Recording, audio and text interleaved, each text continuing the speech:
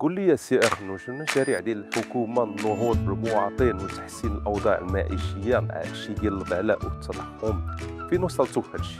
واش الكاميرا طافيه ولا شاعله السجاده؟ طافي يا سي أخنوش طافي.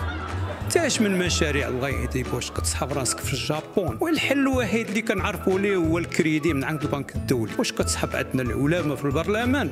راه الامي على خو صور اخويا جماعه ثمن ستيكات ديال العرق وما كيديروهمش، عاد هادو غاديين يقادوا لك البلاد وكتلقى القبه فيها الضبابه بريحه العرق. انا شوف شدتي الحساسيه، شوف كيفاش وليت كنرمش بحال القرد.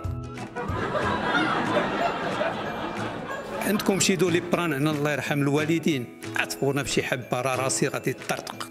اجي شحال دايره هاد الدوليبا؟ وتكون دايرة شي 10 ولا 12 درهم كاع إلا غلات السي أخي. ويلي رخيصه، نهار يدخل السيفيل هادشي ديال الدواء غادي نشعلو في بابا العافيه، راه كتكونسومر بزاف.